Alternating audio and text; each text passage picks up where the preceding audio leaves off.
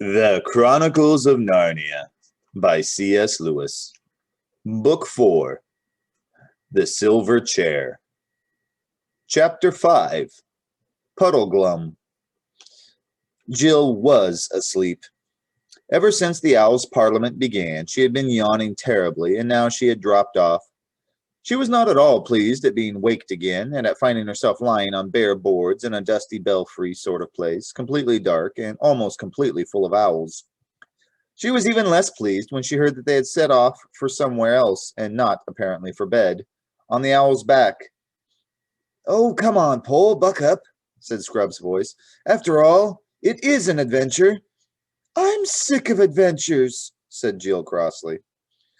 She did, however, consent to climb onto Glimfeather's back, and was thoroughly waked up, for a while, by the unexpected coldness of the air when he flew out with her into the night. The moon had disappeared, and there were no stars. Far behind her, she could see a single lighted window well above the ground, doubtless in one of the towers of Cair Paravel. It made her long to be back in that delightful bedroom, snug in a bed, watching the firelight on the walls. She put her hands under her cloak and wrapped it tightly round her. It was uncanny to hear two voices in the dark air a little distance away. Scrub and his owl were talking to one another. "He doesn't sound tired," thought Jill. She did not realize that he had been on great adventures in that world before, and that the Narnian air was bringing back to him a strength he had won when he sailed the eastern seas with King Caspian. Jill had to pinch herself to keep awake, for she knew that if she dozed on Glimfeather's back, she would probably fall off. When at last the two owls ended their flight, she climbed stiffly off Glimfeather and found herself on flat ground. A chilly wind was blowing, and there appeared to be in a place without trees. "Too-hoo! Too-hoo!" Glimfeather was calling. "Wake up, Puddleglum! Wake up! It is on the lion's business!" For a long time there was no reply. Then, a long way off, a dim light appeared and began to come near. With it came a voice. "Owls ahoy!" it said. "What is it? Is the king dead? Has an enemy landed to Narnia? Is it a flood? Or dragons?" When the light reached them, it turned out to be that of a large lantern. Jill could see very little of the person who held it. He seemed to be all legs and arms. The owls were talking to him, explaining everything, but she was too tired to listen. She tried to wake herself up a bit when she realized that they were saying goodbye to her, but she could never afterwards remember it much except that, sooner or later, she and Scrub were stepping into a low doorway, and then, oh, thank heavens, were lying down on something soft and warm, and a voice was saying, "There you are. Best we can do. You'll lie cold and hard. Damp, too, I shouldn't wonder. Won't sleep a wink, most likely. Even if there isn't a thunderstorm or a flood, or the wigwam doesn't fall down on top of us all, as I've known them to do. Must make the best of it." But she was fast asleep before the voice had ended. When the children woke late the next morning, they found that they were lying, very dry and warm, on beds of straw in a dark place. A triangular opening led into the daylight. "Where on earth are we?" said Jill. "In the wigwam of a marsh wiggle," said Eustace. "Oh, what?" "A marsh wiggle. Don't ask me what it is. I couldn't see it last night. I'm getting up. Let's go and look for it." "How beastly one feels after sleeping in one's clothes," said Jill, sitting up. "I was just thinking how nice it was not to have to dress," said Eustace. "Or wash either, I suppose," said Jill scornfully. But Scrub had already got up, yawned, shaken himself, and crawled out of the wigwam. Jill did the same. What they found outside was quite unlike the bit of Narnia they had seen on the day before.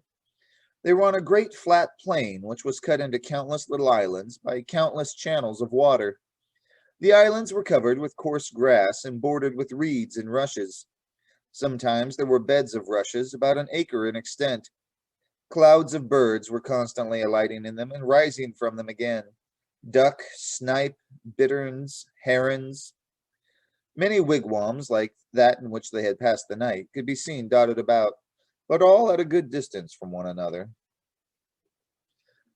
For marsh wiggles are people who like privacy. Except for the fringe of the forest several miles to the south and west of them, there was not a tree in sight. Eastward, the flat marsh stretched to low sand hills on the horizon, and you could tell by the salt tang in the wind which blew from that direction that the sea lay over there. To the north, there was a low, pale-colored hills, in places bastioned with rock. The rest was all flat marsh. It would have been a depressing place on a wet evening. Seen under a morning sun, with a fresh wind blowing, and the air filled with the crying of birds, there was something fine and fresh and clean about its loneliness. The children felt their spirits rise. "Where has that thingummy got to, I wonder?" said Jill. "The marsh wiggle," said Scrub, as if he were rather proud of knowing the word. "I expect. Hilloo, that must be him." And then they both saw him, sitting with his back to them, fishing about 50 yards away. He had been hard to see at first, because he was nearly the same color as the marsh, and because he sat so still. "I suppose we'd better go and speak to him," said Jill. Scrub nodded. They both felt a little nervous. As they drew near, the figure turned its head and showed them a long, thin face with rather sunken cheeks, a tightly shut mouth, a sharp nose, and no beard. He was wearing a high, pointed hat like a steeple, with an enormously wide, flat brim. The hair, if it could be called hair, which hung over his large ears, was greeny gray, and each lock was flat rather than round, so that they were like tiny reeds. His expression was solemn, his complexion muddy, and you could see at once that he took a serious view on life. "Good morning, guests," he said. "Though when I say good, I don't mean it won't probably turn to rain, or it might be snow, or fog, or thunder. You didn't get any sleep, I dare say." "Yes, we did, though," said Jill. "We had a lovely night." "Ah," said the marsh wiggle, shaking his head. "I see you're making the best of a bad job. That's right. You've been well brought up, you have. You've learned to put a good face on things." "Please, we don't know your name," said Scrub. "Puddleglum's my name, but it doesn't matter if you forget it. I can always tell you again." The children sat down on each side of him.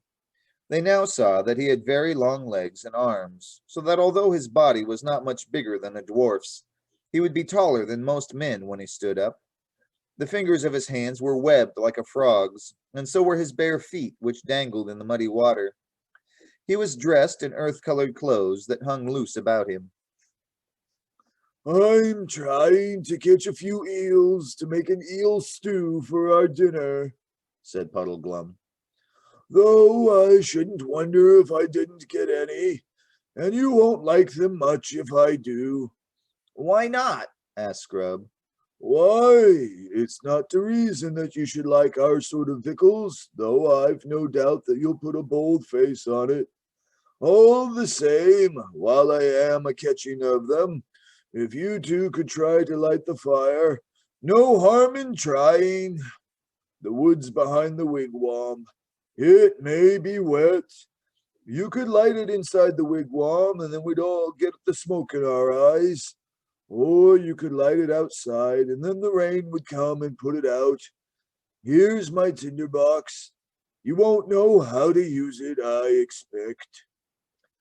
But Scrub had learnt that sort of thing on his last adventure. The children ran back together to the wigwam, found the wood, which was perfectly dry, and succeeded in lighting a fire with rather less than the usual difficulty. Then Scrub sat and took care of it while Jill went and had some sort of wash, not a very nice one, in the nearest channel. After that, she saw to the fire, and he had a wash. Both felt a good deal fresher, but very hungry. Presently, the marsh wiggle joined them. In spite of his expectation of catching no eels, he had a dozen or so, which he had already skinned and cleaned. He put a big pot on, mended the fire, and lit his pipe. Marsh wiggles smoke a very strange, heavy sort of tobacco. Some people say they mix it with mud. And the children noticed the smoke from Puddleglum's pipe hardly rose in the air at all, It trickled out of the bowl and downwards and drifted along the ground like a mist. It was very black and set Scrub coughing. "Now," said Puddleglum, "those eels will take a mortal long time to cook, and either of you might faint from hunger before they're done. I knew a little girl, but I'd better not tell you that story. It might lower your spirits, and that's a thing I never do. So, to keep your minds off your hunger, we may as well talk about our plans." "Yes, do let's," said Jill. "Can you help us find Prince Rilian?" The Marshwiggle sucked in his cheeks till they were hollower than you would have thought possible. "Well, I don't know that you'd call it help," he said.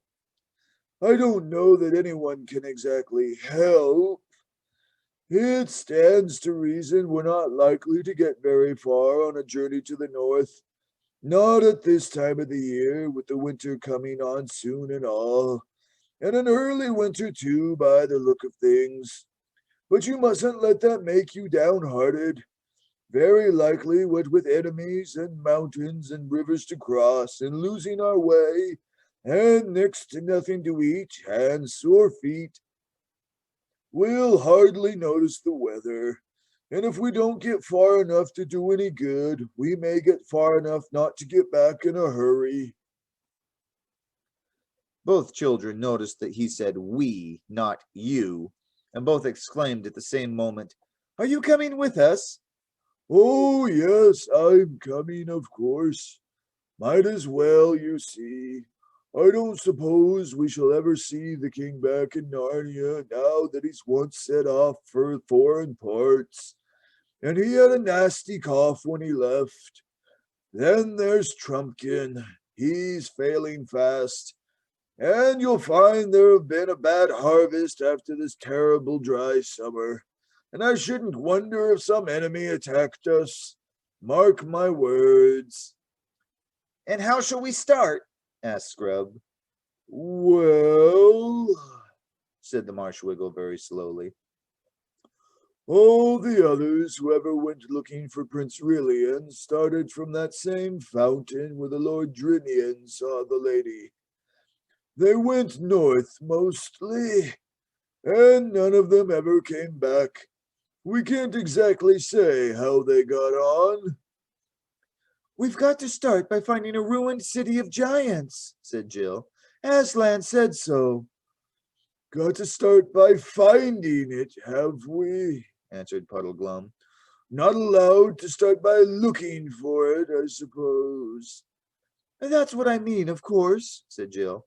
"And then when we found it—" "Yes, when," said Puddleglum very dryly. "Doesn't anyone know where it is?" asked Scrub. "I don't know about anyone," said Puddleglum. "And I won't say I haven't heard of that ruined city. You wouldn't start from the fountain, though. You'd have to go across Ettonsmoor.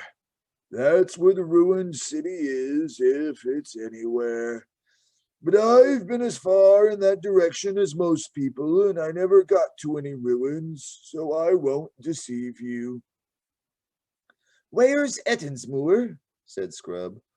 "Look over there, northward," said Puddleglum, pointing with his pipe.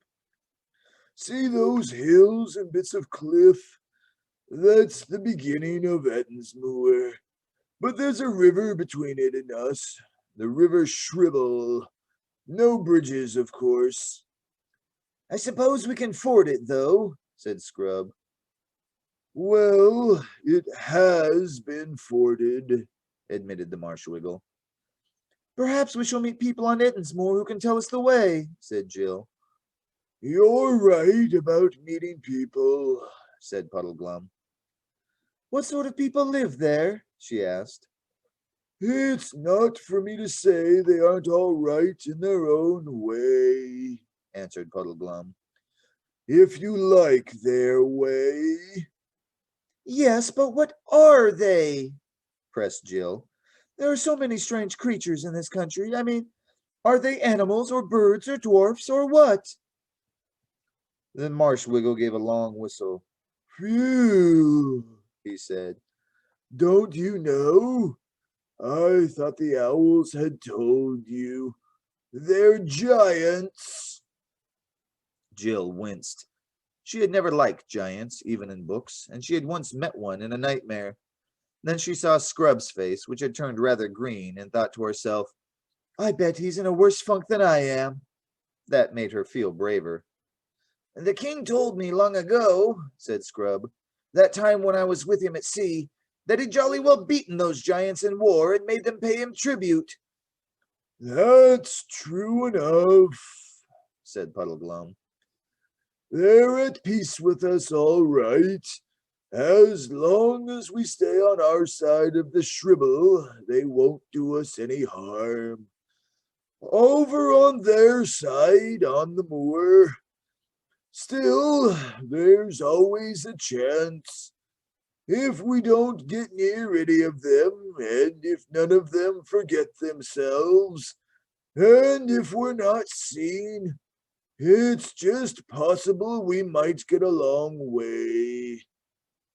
Look here, said Scrub, suddenly losing his temper, as people so easily do when they have been frightened. I don't believe the whole thing can be half as bad as you're making out, any more than the beds in the wigwam were hard or the wood was wet. I don't think Aslan would have ever sent us if there was so little chance of it all. He quite expected the Marshwiggle to give him an angry reply, but he only said, That's the spirit, Scrub. That's the way to talk. Put a good face on it. But we all need to be very careful about our tempers, seeing all the hard times we shall have to go through together. Won't do to quarrel, you know. At any rate, don't begin it too soon. I know these expeditions usually end that way, knifing one another, I shouldn't wonder, before all's done. But the longer we can keep off it... Well, if you feel it so hopeless, interrupted Scrub, I think you'd better stay behind. Pole and I can go on alone, can't we, Pole? Oh, shut up and don't be such a jerk, Scrub, said Jill hastily, terrified lest the Marshwiggle should take him at his word. Don't you lose heart, Pole, said Puddleglum. I'm coming sure and certain. I'm not going to lose an opportunity like this. It will do me good. They all say, I mean the other Marshwiggles all say, that I'm too flighty, don't take life seriously enough. If they've said it once, they've said it 1,000 times. Puddleglum, they've said, you're altogether too full of bounce and bonnets and high spirits. You've got to learn that life isn't all fricasseed frogs and eel pie. You want something to sober you down a bit. We're only saying it for your own good, Puddleglum. That's what they say. Now a job like this, a journey up north just as winter's beginning, looking for a prince who probably isn't there, by way of a ruined city that no one has ever seen, will be just the thing. If that doesn't steady a chap, I don't know what will. And he rubbed his big frog-like hands together as if he were talking of going to a party or a pantomime. And now, he added, let's see how those eels are getting on. When the meal came, it was delicious, and the children had 2 large helpings each. At first, the Marshwiggle wouldn't believe that they really liked it, and when they had eaten so much that he had to believe them, he fell back on saying that it would probably disagree with them horribly. What's food for Wiggles may be poison for humans, I shouldn't wonder, he said. After the meal, they had tea, in tins, as you've seen men having it who are working on the road, and Puddleglum had a good many sips out of a square black bottle. He offered the children some of it, but they thought it very nasty. The rest of the day was spent in preparations for an early start the next morning. Puddleglum, being far the biggest, said he would carry 3 blankets with a large bit of bacon rolled up inside them. Jill was to carry the remains of the eels, some biscuit, and the tinder box. Scrub was to carry both his own cloak and Jill's when they didn't want to wear them. Scrub, who had learned some shooting when he sailed to the east under Caspian, had Puddleglum's second best bow, and Puddleglum had his best one, though he said that what with winds and damp bowstrings and bad light and cold fingers, it was 100 to 1 against either of them hitting anything. He and Scrub both had swords. Scrub had brought the one which had been left out for him in his room at Cair Paravel, but Jill had to be content with her knife. There would have been a quarrel about this, but as soon as they started sparring, the Wiggle rubbed his hands and said, "Oh, there you are. I thought as much. That's what usually happens on adventures." This made them both shut up. All 3 went to bed early in the wigwam. This time the children really had a rather bad night. That was because Puddleglum, after saying, "You'd better try for some sleep, you two. Not that I suppose any of us will close an eye tonight," instantly went off into such a loud, continuous snore that when Jill at last got to sleep, she dreamed all night about road drills and waterfalls and being in express trains and tunnels. The Chronicles of Narnia by C.S. Lewis. Book 4. The Silver Chair. Chapter 6. The Wild Wastelands of the North. About 9 o'clock the next morning, 3 lonely figures might have been seen picking their way across the Shribble by the shoals and stepping stones. It was a shallow, noisy stream, and even Jill was not wet above her knees when they reached the northern bank. About 50 yards ahead, the land rose up to the beginning of the moor, everywhere steeply and often in cliffs. "I suppose that's our way," said Scrub, pointing left and west to where a stream flowed down from the moor through a shallow gorge. But the Marshwiggle shook his head. "The giants mainly live along the side of that gorge," he said. "You might say the gorge was like a street to them.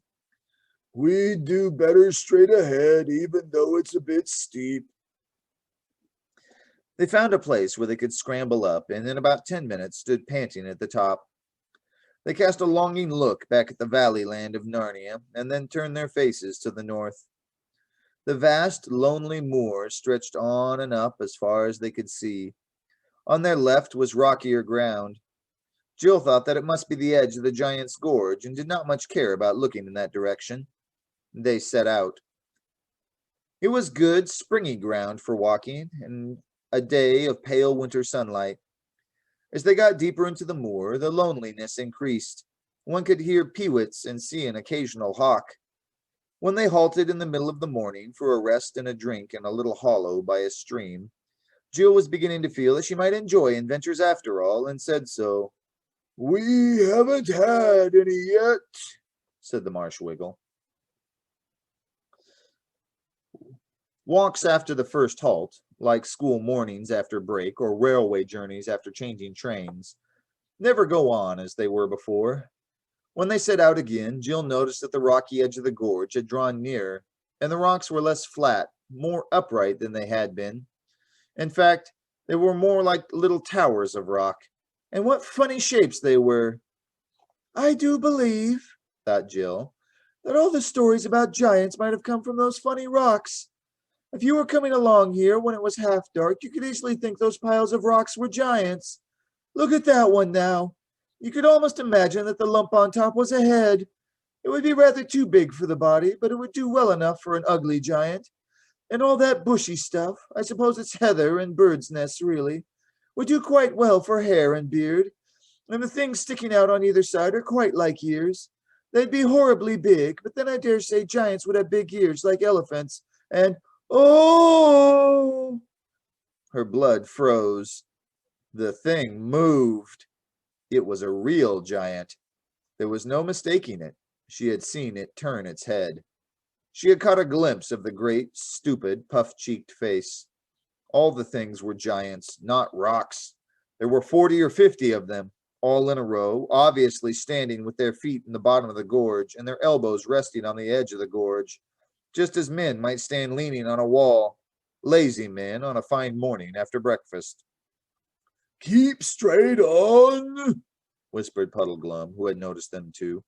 "Don't look at them, and whatever you do, don't run. They'd all be after us in a moment." So they kept on, pretending not to have seen the giants. It was like walking past the gate of a house where there is a fierce dog, only far worse. There were dozens and dozens of these giants. They didn't look angry, or kind, or interested at all.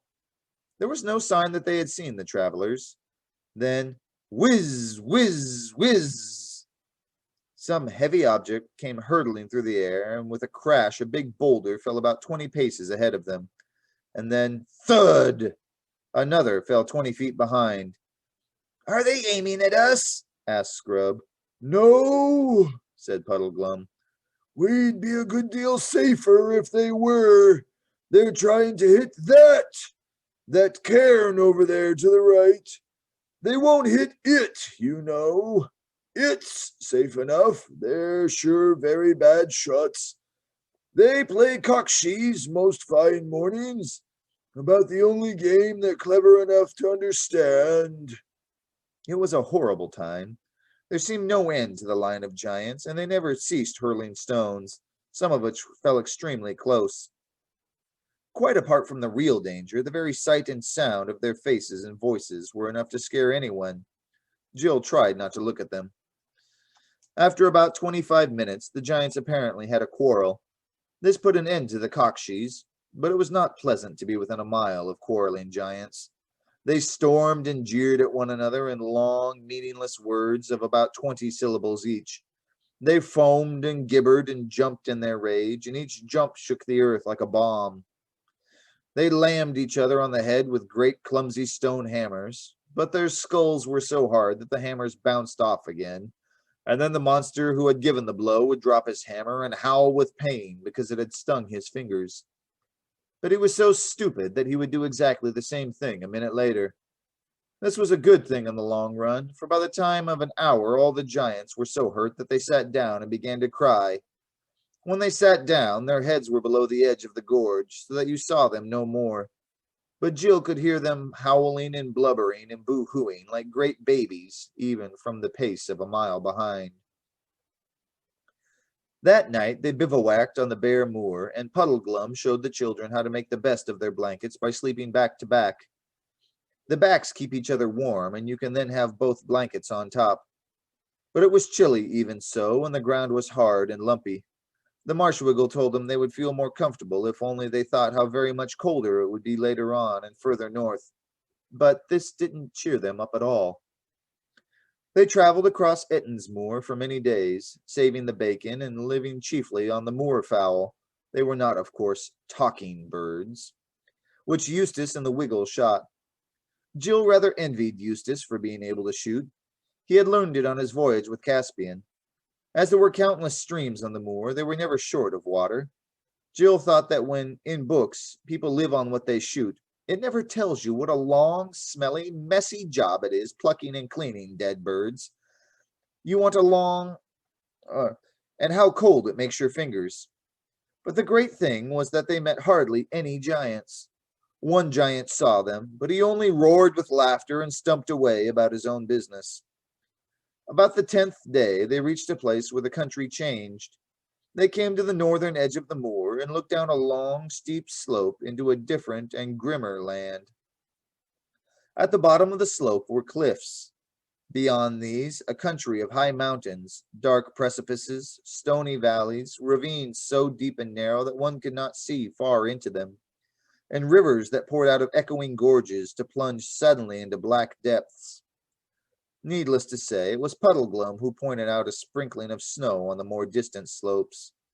"But there'll be more on the north side of them, I shouldn't wonder," he added. It took them some time to reach the foot of the slope, and when they did, they looked down from the top of the cliffs at a river running below them from west to east. It was walled in by precipices on the far side as well as on their own, and it was green and sunless, full of rapids and waterfalls. The roar of it shook the earth even where they stood. "The bright side of it is," said Puddleglum, "that if we break our necks getting down the cliff, then we're safe from being drowned in the river." "What about that?" said Scrub suddenly, pointing upstream to their left. They all looked and saw the last thing they were expecting, a bridge. And what a bridge, too! It was a huge, single arc that spanned the gorge from cliff top to cliff top. The crown of that arch was as high above the cliff tops as the dome of St. Peter's is above the street. Oh, St. Paul's is above the street. "Why, it must be a giant's bridge," said Jill. "Or a sorcerer's, more likely," said Puddleglum. "We've got to look out for enchantments in a place like this. I think it's a trap. I think it'll turn into mist and melt away just when we're out in the middle of it." "Oh, for goodness sake, don't be such a wet blanket," said Scrub. "Why on earth shouldn't it be a very proper bridge?" "Do you think any of the giants we've seen would have sense to build a thing like that?" said Puddleglum. "But mightn't it have been built by other giants?" said Jill. "I mean, by giants who lived hundreds of years ago and were far cleverer than the modern kind. It might have been built by the same ones who built the giant city we're looking for, and that would mean we were on the right track. The old bridge leading to the old city." "That's a real brainwave, Pole," said Scrub. "It must be that. Come on." So they turned and went to the bridge, and when they reached it, it certainly seemed solid enough. The single stones were as big as those at Stonehenge, and must have been squared by good masons once, though now they were cracked and crumbling. The balustrade had apparently been covered with rich carvings, of which some traces remained, moldering faces and forms of giants, minotaurs, squids, centipedes, and dreadful gods. Puddleglum still didn't trust it, but he consented to cross it with the children. The climb up to the crown of the arch was long and heavy. In many places the great stones had dropped out, leaving horrible gaps through which you looked down on the river foaming thousands of feet below. They saw an eagle fly through under their feet, and the higher they went, the colder it grew, and the wind blew so that they could hardly keep their footing. It seemed to shake the bridge. When they reached the top and could look down the farther slope of the bridge, they saw that it looked like the remains of an ancient giant road stretching away before them into the heart of the mountains. Many stones of its pavement were missing, and there were wide patches of grass between those that remained. And riding towards them on that ancient road were two people of normal, grown-up human size. "Keep on! Move towards them," said Puddleglum. "Anyone you meet in a place like this is as likely as not to be an enemy, but we mustn't let them think we're afraid." By the time they had stepped off the end of the bridge onto the grass, the two strangers were quite close. One was a knight in complete armor and with his visor down. His armor and his horse were black. There was no device on his shield and no banneret on his spear. The other was a lady on a white horse, a horse so lovely that you wanted to kiss its nose and give it a lump of sugar at once. But the lady, who rode side saddle and wore a long, fluttering dress of dazzling green, was lovelier still. "Good day, travelers," she cried out in a voice as sweet as the sweetest bird song, trilling her R's delightfully. "Some of you are young pilgrims to walk this rough waste." "That's as may be, ma'am," said Puddleglum very stiffly and on his guard. "We're looking for the ruined city of the giants," said Jill. "The ruined city?" said the lady. "That is a strange place to be seeking. What will you do if you find it?" "We're going to—" began Jill, but Puddleglum interrupted. "Begging your pardon, ma'am, but we don't know you or your friend. A silent chap, isn't he? And you don't know us. And we'd as soon not talk to strangers about our business if you don't mind. Shall we have a little rain soon, do you think?" The lady laughed, the richest, most musical laugh you can imagine. "Well, children," she said, You have a wise, solemn old guide with you. I think none the worse of him for keeping his own counsel, but I'll be free with mine. I have often heard the name of the giantish city Ruinous, but never met any who would tell me the way thither. This road leads to the borough and castle of Harfang, where dwell the gentle giants. They are as mild, civil, prudent, and courteous as those of Entonsmoor are foolish, fierce, savage, and given to all beastliness. And in Harfang you may or may not hear tidings of the city Ruinous, but certainly you shall find good lodgings and merry hosts. You would be wise to winter there, or at the least to tarry certain days for your ease and refreshment. There you shall have steaming baths, soft beds, and bright hearths, and the roasts and the baked and the sweet and the strong will be on the table 4 times a day. I say, exclaimed Scrub, that's something like. Think of sleeping in a bed again. Yes, and having a hot bath, said Jill. Do you think they'll ask us to stay? We don't know them, you see. Only tell them, answered the lady, that she of the green kirtle salutes them by you, and has sent them 2 fair southern children for the autumn feast. Oh, thank you ever so much, said Jill and Scrub. But have a care, said the lady, on whatever day you reach Harfang, that you come not to the door too late, for they shut their gates a few hours after noon, and it's the custom of the castle that they open to none when once they have drawn bolt, how hard soever he knock. The children thanked her again with shining eyes, and the lady waved to them. The Marshwiggle took off his steeple hat and bowed very stiffly. Then the silent knight and the ladies started walking their horses up the slope of the bridge with a great clatter of hooves. Well, said Puddleglum, I'd give a good deal to know where she's coming from and where she's going. Not the sort you expect to meet in the wilds of Giant Land, is she? Up to no good, I'll be bound. Oh, rot, said Scrub. I thought she was simply super, and think of hot meals and warm rooms. I do hope Harfang isn't a long way off. Same here, said Jill. And hadn't she a scrumptious dress, and the horse? All the same, said Puddleglum. I wish we knew a bit more about her. I was going to ask her all about herself, said Jill. But how could I when we wouldn't tell her anything about us? Yes, said Scrub. And why were you so stiff and unpleasant? Didn't you like them? Them? Said the Wiggle. Who's them? I only saw one. Didn't you see the knight? Asked Jill. I saw a suit of armor, said Puddleglum. Why didn't he speak? I expect he's shy, said Jill. Or perhaps he just wants to look at her and listen to her lovely voice. I'm sure I would if I was him. I was wondering, remarked Puddleglum, what you'd really see if you lifted up the visor of that helmet and looked inside. Hang it all, said Scrub. Think of the shape of the armor. What could it be except a man? How about a skeleton? Asked the Marshwiggle with a ghastly cheerfulness. Or perhaps, he added as an afterthought, nothing at all. I mean, nothing you could see. Someone invisible. Really, Puddleglum, said Jill with a shudder. You do have the most horrible ideas. How do you think of them all? Don't bother his ideas, said Scrub. He's always expecting the worst, and he's always wrong.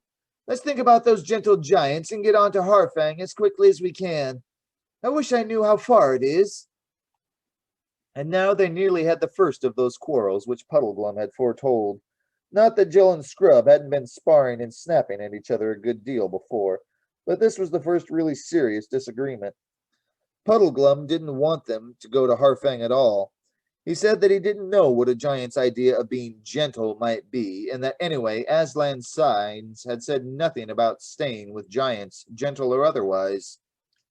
The children, on the other hand, who were sick of wind and rain, and skinny fowl roasted over campfire, and hard, cold earth to sleep on, were absolutely dead set to visit the gentle giants. In the end, Puddleglum agreed to do so, but only on one condition. The others must give an absolute promise that, unless he gave them leave, they would not tell the gentle giants that they came from Narnia, or that they were looking for Prince Rilian. And they gave him this promise, and went on. After that talk with the lady, things got worse in two different ways. In the first place, the country was much harder. The road led through endless, narrow valleys, down which a cruel north wind was always blowing in their faces. There was nothing that could be used for firewood, and there was no nice little hollows to camp in, as there had been on the moor. And the ground was all stony, and made your feet sore by day, and every bit of you sore by night. In the second place, whatever the lady had intended by telling them about Harfang, the actual effect on the children was a bad one. They could think about nothing but beds and baths and hot meals and how lovely it would be to get indoors. They never talked about Aslan, or even about the lost prince now, and Jill gave up her habit of repeating the signs over to herself every night and morning. She said to herself at first that she was too tired, but she soon forgot all about it. And though you might have expected that the idea of having a good time at Harfang would have made them more cheerful, it really made them more sorry for themselves and more grumpy and snappy with each other and with Puddleglum. At last, they came one afternoon to a place where the gorge in which they were traveling widened out, and dark fir woods rose on either side. They looked ahead and saw that they had come through the mountains. Before them lay a desolate, rocky plain. Beyond it, further mountains capped with snow. But between them and those further mountains rose a low hill with an irregular, flattish top. "Look, look!" cried Jill, and pointed across the plain. And there, through the gathering dust, from beyond the flat hill, everyone saw lights. Lights! Not moonlight, nor fires, but a homely, cheering row of lighted windows. If you have never been in the wild wilderness, day and night, for weeks, you will hardly understand how they felt. "Harfang!" cried Scrub and Jill in glad, excited voices, and "Harfang!" repeated Puddleglum in a dull, gloomy voice. But he added, Hello, wild geese. and had the bow off his shoulder in a second. He brought down a good, fat goose. It was far too late to think of reaching Harfang that day, but they had a hot meal and a fire, and started the night warmer than they had been for over a week. After the fire had gone out, the night grew bitterly cold, and when they woke next morning, their blankets were stiff with frost. "Never mind," said Jill, stamping her feet. "Hot baths tonight."